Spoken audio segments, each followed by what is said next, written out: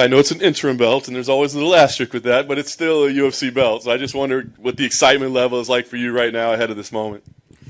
Yeah, I saw Figgy was saying this is a cardboard belt, it's a plastic belt, but it's still a world title, and I got to respect that, and this is everything I work towards. So he's not here, I'm here, I'm squaring off against Brandon, and we get to run it back, so I'm excited. I love it. I mean, obviously you've been talented throughout your entire run, but these last 3 fights especially, I mean, you've just looked absolutely phenomenal.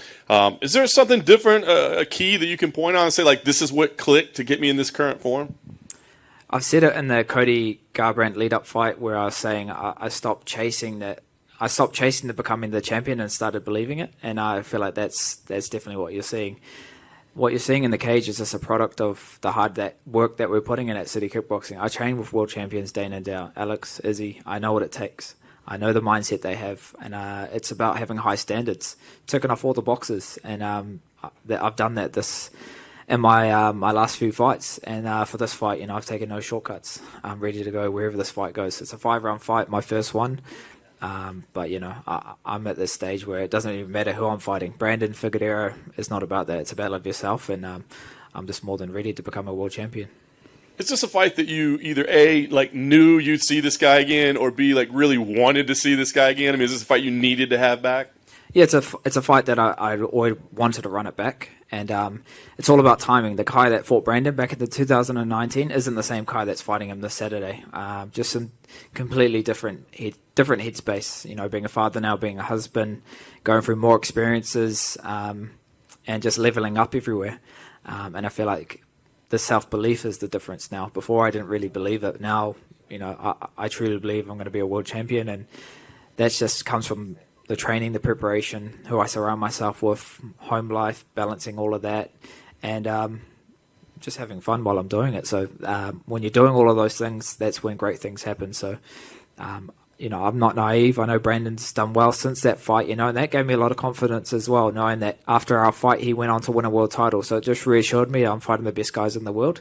But he's had his time. He's had a taste of being a UFC world champion, and now it's my time. So, beating former world champions, beating guys that have never lost before, you're seeing this evolution in my game, and you're seeing that confidence. And I've got the momentum, and I plan on walking into hostile territory Saturday night. This is close to Mexico, being in Texas, in Dallas, Texas. So I welcome it. I want to feed off that energy. I love that pressure, and that's where I thrive. So I can't wait to get my hand raised come Saturday. You won't take it personal when you get booed?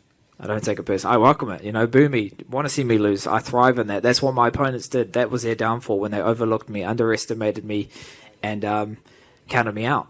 And I'll never count myself out. I'm always in a fight. Even if I'm breathing, I'm still in it. And I know everyone back home in New Zealand and Australia are going to be watching this, and they're going to be tuning in. And I plan on being the next or the third world title holder at City Kickboxing. Yeah. You mentioned your teammates, obviously the championship level experience. Is there one piece of advice or one thing that they told you that stuck with you the most of like how to handle this week? Yeah, like I've seen them do fight week and defend their belts many times before, so I knew what was to come. More media obligations, more attention, more people wanting you. So I expected it. It's nothing overwhelming for me. It's something that I've kind of prepared for. So the one thing I've taken away from Izzy and Alex is they never count themselves out. They never doubt themselves, and they've always got the self-belief that is why they're defending their belts for a very long time. And I feel like that's the key here, where that belief is everything. And having Eugene in my corner, where he's done this many times before, having that calm voice in your head, in your ear, telling you exactly what you need to hear, I feel like it's great timing. Look what we've done in the last 2 years in this pandemic. Had to quarantine every time, had to do MIQ, didn't have coaches in my corner. So I didn't have the ideal situation and lead-ups, but look what we've been able to do. So now everything's back to normal, even playing field. And, I'm just ready for everything. I'm in the best shape of my life. I'm peaking at the right time. I'm in my prime of my career, and it's my time.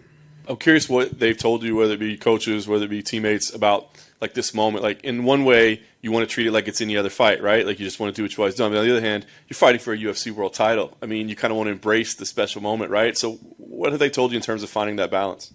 I feel like the big thing here is just stay present, stay in the moment. soak everything in, enjoy the process. Don't let it just don't just try to get through it, just enjoy it. And that's when you're at your best, when you're actually having fun and you're not looking at the end result. You're just looking what's in front of you and taking it as that. So you're seeing that in my fights where I'm a lot more composed. I'm a lot more, I guess, zen. And in the moment, I see everything happening. Everything's kind of in slow-mo in my head.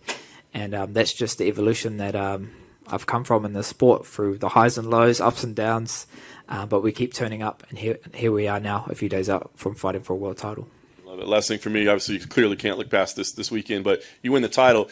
Does it immediately become important that you do see Devison next, or is it like, hey, if he still wants to hang out on the sidelines, I'll just keep defending this cardboard belt, Well, he's going to be there Saturday night, so he can sit back, enjoy, eat his popcorn, hopefully not put on too much weight, because once I get past Brandon, I'd love to square off against him. I know it's going to happen. I know he's injured at the moment, but I'd love to do it on my side of the world in Australia or New Zealand. I know Alex is pushing for a fight there, and I'd love to share a card with my teammates and do it in front of my friends and family. The last few years we've had to travel and do it in hostile territory, so obviously not looking past Brandon, but that's how I see things happening. So figured Eric can wait, even though this is a cardboard or plastic belt.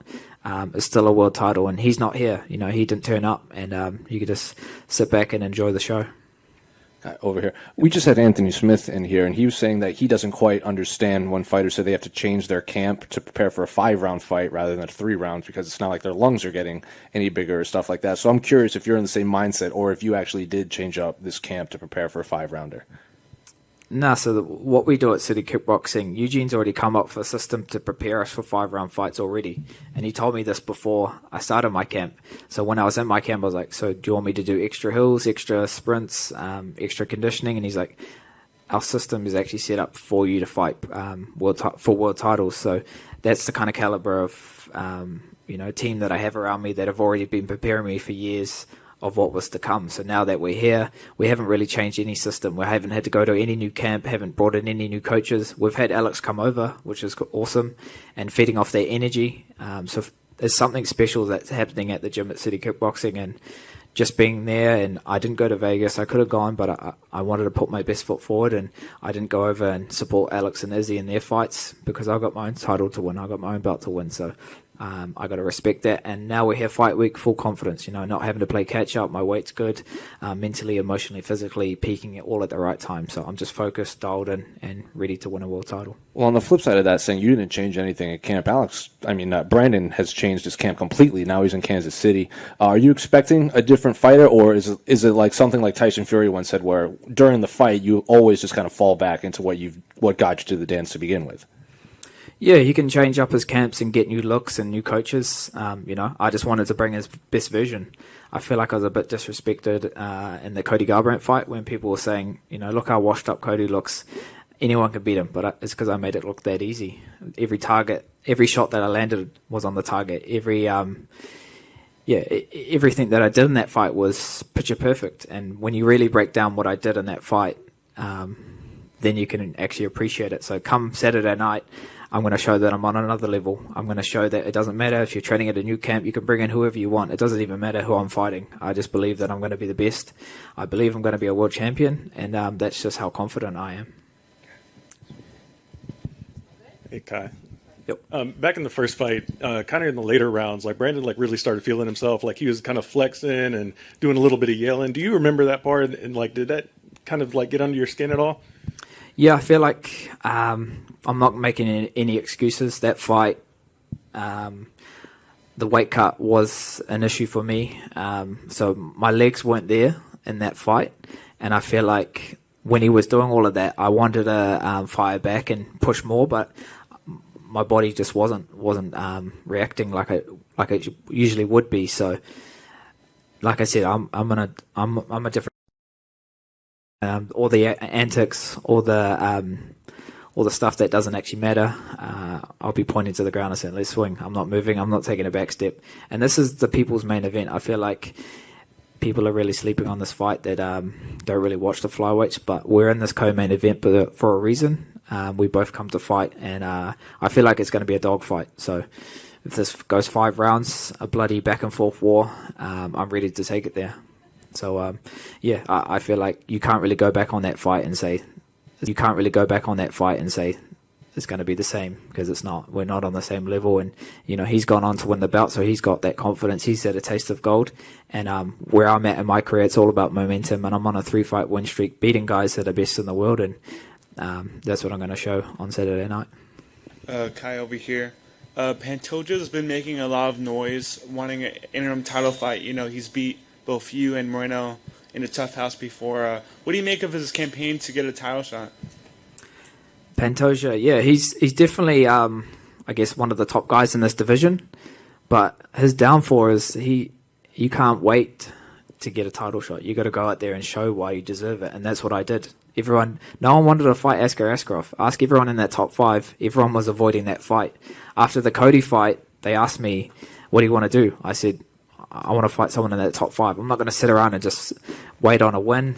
That's not going to do anything." That Cody wasn't ranked. I have to beat someone in this top 5, and they gave me the toughest matchup. Someone that stylistically is the worst matchup. Someone that should have won, and that fueled my fire. I was in there to prove a point and show how far I've come, and that's what I did. I went out there and showed why I'm the next contender. My actions are my loudest voice, not my talking. So. That's why I'm in the position I'm in. I've earned this. I've put myself in this position. I haven't just waited and conveniently got this spot. It's come from hard work. So that's the difference. Maybe Pantoja should take some notes. Kai, you mentioned that you guys have got, so to your right, you got something special going at the gym down there. How cool is it to have Israel and Alex coming to watch you and support you this week?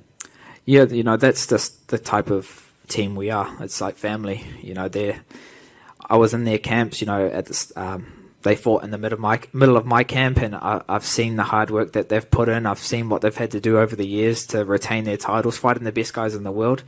And when they found that I was having a world title fight, and they said, hands down, we'll be there. We won't be there for the whole week, but we'll definitely be there for the fight. So it would be awesome to have them, ringside, appreciating my work. And that's what it's all about, just showing up for each other. When the team is away, other teammates step up and give their bodies to help you, and that's just how it is. So, we're the best gym in the world, City Kickboxing, coached by Eugene Behrman, and we're about to get a 3rd world title.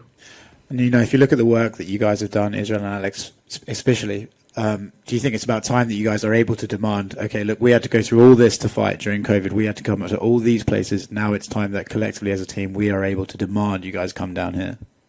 Oh, definitely. Look at this wave that the Anzacs are having right now. Not just our gym at City Kickboxing, but Taito Ivasa, Jake Matthews, Josh Kulabau, Jamie Malaki. All these guys are putting on absolute clinics in their fights. And it's about time the UFC come back down and reward everyone for what they're doing and give the people what they want to see. We really miss it back there, and it would really pick everyone up and give them something to be look forward to. So yeah, we definitely want an event back in New Zealand or Australia. Marvel Stadium can fit 60,000. Imagine Izzy headlining, Alex headlining, and then me headlining, with like all 3 of us headlining that card at Marvel Stadium. We could pack it out straight away. It would just be a sellout. And it'd be awesome to bring that first event back like that with a big splash. So it's definitely a movement right now. It's something I've been saying for years, but now I'm actually believing it. So that's the difference.